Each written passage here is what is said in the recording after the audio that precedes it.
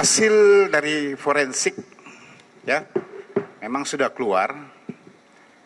Kemudian pengembangan yang dilakukan oleh tim penyidik terhadap saudari GA yang dilakukan pemeriksaan, juga ada saudara MYD, inisialnya MYD, juga kita sudah lakukan pemeriksaan. Kemudian ada beberapa pengumpulan alat-alat bukti yang lain, ya, termasuk bukti-bukti petunjuk, bukti-bukti dari hasil keterangan saksi ahli yang ada, juga keterangan daripada si saudari GA maupun saudara MYD. Ya, ini saya kasih tahu awalnya saja teman-teman semuanya bahwa saudari GA mengakui, ya, dikuatkan lagi dengan ahli forensik yang ada, ahli IT yang ada, dan juga saudari GA mengakui dan juga saudara MYD mengakui bahwa memang itu yang ada di video tersebut yang beredar di media sosial, ya, itu adalah dirinya sendiri. Ya, dia mengakui bahwa itu adalah dirinya sendiri dan terjadi sekitar tahun 2017 yang lalu di salah satu hotel di Medan. Di Medan. Kemudian sekarang ini hasil gelar perkara yang kita lakukan kemarin sore selesai gelar perkara, menaikkan status yang tadinya saksi terhadap saudari GA dan saudara MYD sebagai tersangka. Ya, kita akan diskusikan hal ini bersama dengan ahli hukum pidana, ada Khairul Huda. Selamat pagi, Pak Khairul Huda. Selamat pagi, Assalamualaikum. Waalaikumsalam warahmatullahi wabarakatuh. Sehat, Pak Huda? Alhamdulillah. Alhamdulillah sehat. Pak Huda, langsung saja kita ingin tanya begini, Pak. Ini kan pasal yang dikenakan terhadap Gisela Anastasia adalah undang-undang pornografi. Kalau dari konstruksi kasus yang Pak Huda lihat, seperti apa penerapan dari pasal undang-undang pornografi ini? Iya, yang saya dengar dari media itu yang diterapkan adalah pasal 29 Undang-Undang 448 ya, mengenai pornografi. Nah, pasal ini kan memiliki banyak anak unsur ya, artinya unsur-unsurnya itu dibuat secara alternatif, terdiri dari beberapa perbuatan. Ada perbuatan membuat, memproduksi, memperbanyak, menyebarluaskan, ya kan gitu, pornografi, katakanlah seperti itu. Sehingga kemudian perlu sekali dalam hubungannya penerapan pasal ini dalam hubungannya yang mana gitu ya. Karena kalau dia hanya membuat untuk kepentingan pribadinya, itu sebenarnya tidak bisa dipidana. Sudah dijelaskan di dalam penjelasan pasal 4 ayat 1. Karena dari tahun 2017 sampai dengan 2020 kan nggak ada masalah tuh. Baru masalah ketika tersebar luas di media sosial. Maka yang harus dicari adalah sebenarnya hubungan antara tersebar luasnya video tersebut di media sosial dengan pembuatannya. Ada nggak koneksinya, ada nggak hubungannya. Jadi jangan dilihat secara terpisah gitu loh. Yang membuat sendiri, yang menyebarluaskan sendiri, sebenarnya jangan dilihat seperti itu. Harusnya ada bisa dihubungkan kaitannya seperti itu. Kalau kita ingat kasus Ariel kan juga begitu. Antara yang membuat yang dengan yang menyebarluaskan itu dicari koneksinya, dicari hubungannya. Jadi jangan melihat kasus ini sebagai dua perbuatan yang terpisah. Sekali lagi kalau dia cuma membuat untuk koleksi pribadinya kah, itu hak pribadi dia, itu ruang privasi yang tidak bisa dipidana. Oke, jadi yang harus maaf Pak Huda, jadi yang harus didalami di sini adalah apakah kemudian tersangka ini secara sengaja atau tidak menyebarkan video tersebut? Betul, ada kaitannya nggak antara yang dia lakukan ya dengan penyebarluasannya. Oke. Begitu. Artinya kalau misalnya memproduksi atau membuat tapi tidak sengaja kemudian tersebar luas, misalnya handphone milik dari tersangka ini hilang dan lain sebagainya, itu tidak bisa dikenakan pasal pidana? Iya, kalau dia membuat ya, ini khusus membuat ya, karena memproduksi itu maknanya berbeda lagi gitu ya. Kalau memproduksi posisinya dia pasti dalam rangka untuk perniagaan. Tapi kalau membuat itu ada ketentuannya di dalam undang-undang itu sendiri bahwa kalau untuk membuat kepentingan pribadi tidak bisa dipidana. Maka harus dicari kaitannya antara pembuatan video tersebut dengan penyebarluasannya. Apakah kemudian dia terkait dengan peristiwa penyebarluasannya? Karena dari 2017 tidak tersebar kan gitu. Ya. Kalau memang dia ada kaitannya dengan penyebarluasannya, maka kan sebenarnya dari 2017 ini mungkin sudah tersebar kan begitu. Ya. Nah, tapi kan tidak, baru 2020 tersebar dan baru kemudian menjadi masalah. Jadi menurut saya harus dilihat dalam konteks itu. Kalau ternyata seperti tadi digambarkan, dia simpan itu di dalam perangkat pribadinya, handphonenya misalnya, lalu kemudian tercecer, hilang, dicuri orang, dan kemudian gambar yang ada di dalamnya, video ada di dalamnya bisa diambil orang, diakses orang, lalu disebarluaskan. Nah, boleh jadi yang bersangkutan kan menjadi korban, ya kan? Menjadi korban dari orang-orang yang menyebarluaskan video tersebut. Nah, makanya harus dilihat bagaimana kemudian gambar ini bisa tersebar luas, video ini bisa tersebar luas. Nah, kalau dia menyimpannya di dalam handphone, sementara orang tahu bahwa handphone itu mudah sekali bisa diakses orang lain, ya mungkin ada di situ kan kaitan kesalahan dia, mensrea dia dalam hubungan dengan penyebarluasannya. Oke. Pak Khairul Huda, tadi kan di awal Bapak menyebutkan bahwa tidak bisa dipidana kalau melihat dari pasal 4 ya. Karena kan di kasus ini Giselle juga disangkakan pasal 8 di Undang-Undang Pornografi. Padahal di pasal 8 juga tertulis setiap orang itu dilarang dengan sengaja atau atas persetujuan dirinya menjadi objek atau model yang mengandung muatan. Di sini kan artinya mau setuju, mau tidak, ini kan seolah-olah tetap salah gitu kalau lihat dari konteks pasal 8 ini, Pak. Kalau pasal 8 itu dalam kaitannya dia sebagai aktor atau aktris yang memperagakan aktivitas pornografi.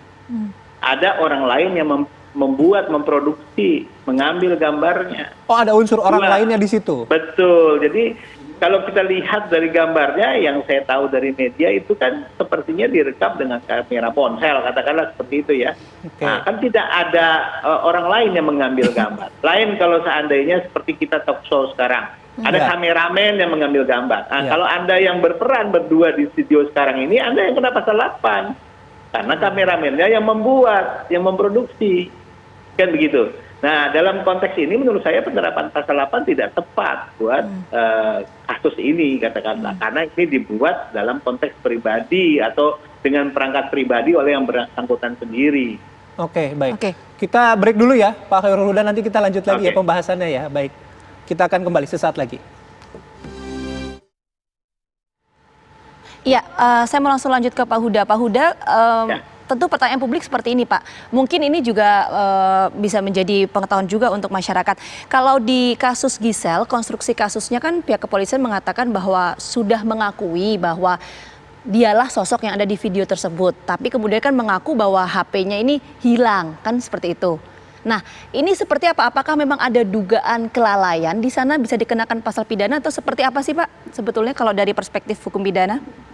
Iya, mengakui bahwa itu adalah dirinya, itu kan setelah pihak kepolisian, pihak penyidik bisa membuktikan melalui ahli dan forensik bahwa yang bersangkutan itulah yang ada dalam video itu.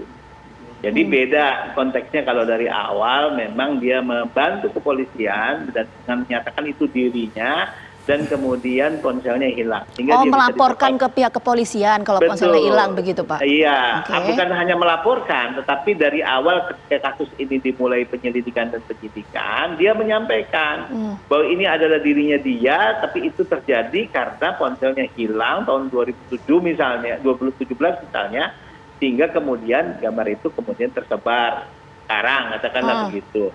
Nah, kalau seperti itu dia bisa menjadi diposisikan sebagai korban.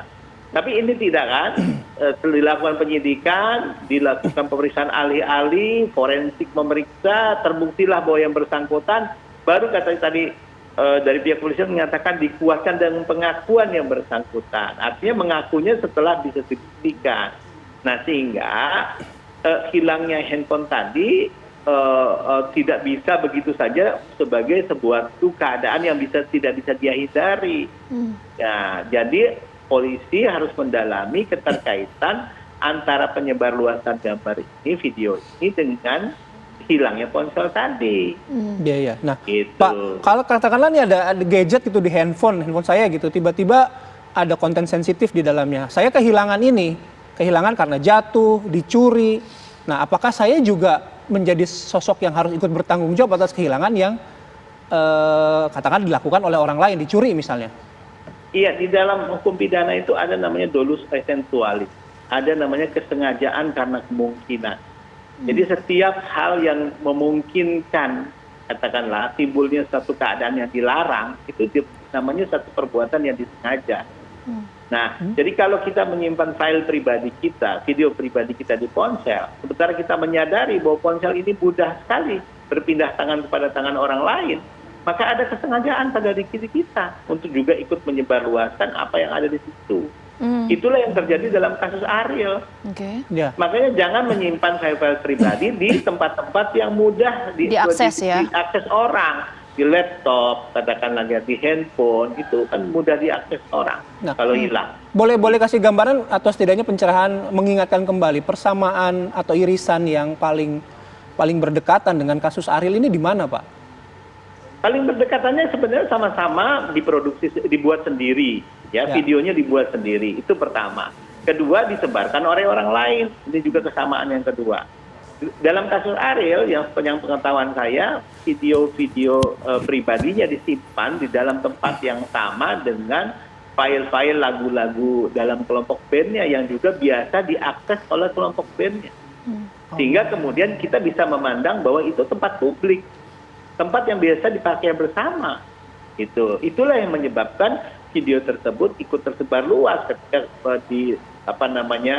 download ternyata terbawa juga directory yang isinya juga file pribadi, lalu disimpan di laptop yang lain dan laptopnya hilang, katakanlah seperti itu. Berarti bahasa sederhananya ini, kalau kita membuka kemungkinan bahwa milik kita dapat diakses oleh publik, itu juga kita bisa terjerat lalai itu tadi ya, Pak? Bisa terjerat seperti kasus Gisel dan kasus Ariel ini. Gitu loh. Makanya jangan menyimpan file-file pribadi di perangkat yang memungkinkan, yang mudah untuk kemudian berpindah tangan sehingga bisa diakses orang.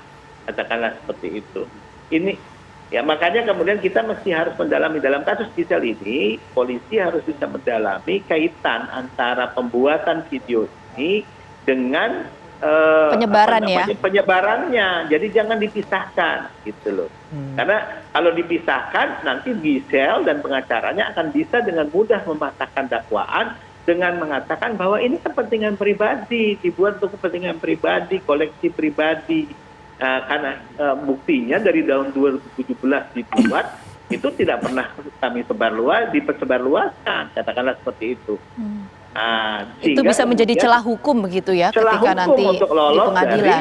Di pengadilan itu. Makanya harus dikaitkan antara pembuatan video ini, penyimpanannya dengan kemudian penyebarluasannya. Saya ingin tambahkan tadi berkenaan dengan pasal 8. Pasal 8 itu perbuatan dilarangnya, deliknya itu di pasal 34 Undang-Undang Pornografi. Jadi kalau ada kaitannya dengan pasal 8, dia nanti penerapan pidananya di pasal 34, bukan 29. Jadi sama sekali ini tidak tepat kalau diterapkan pasal 8 junto pasal 34, karena bukan orang lain yang memproduksi, bukan orang lain yang membuat. Baik, saya balik lagi ke pasal 4 tadi Pak Khairul Huda menyebutkan bahwa tidak bisa dipidana ya kalau menggunakan pasal 4 karena ada konsensus juga di situ. Nah, tapi apakah ada celah hukum juga di situ bila status pernikahan dari orang yang ada di dalam video itu menikah salah satunya atau menikah dua-duanya? Itu persoalan lain. Kalau persoalan ternyata yang ada di dalam video itu adalah orang-orang yang menikah, baik salah satunya atau keduanya, maka ada pasal perzinahan, itu masalah delik aduan. Itu persoalan lain lagi gitu ya, tergantung suami atau istri dari orang-orang itu apakah akan mempersoalkan atau tidak. Gitu. Tetapi kalau dilihat dari yang berkenaan dengan pasal pornografinya ini kan berkenaan dengan konten videonya itu sendiri, adegan yang ada di dalam videonya itu sendiri. Oke, baik. Oke, Nih, baik. Pak Khairul Huda, satu lagi, ada implikasinya nggak kalau misalnya tadi kan Bapak menyebutkan gitu kan akhirnya Giselle mengaku ya diri yang ada di dalam video itu adalah dirinya. Ada implikasi hukumnya nggak Pak ketika di awal pemeriksaan menolak atau menyangkal bahwa itu adalah dirinya, kemudian kemarin atau beberapa hari yang lalu juga akhirnya mengakui bahwa ya itu adalah saya gitu.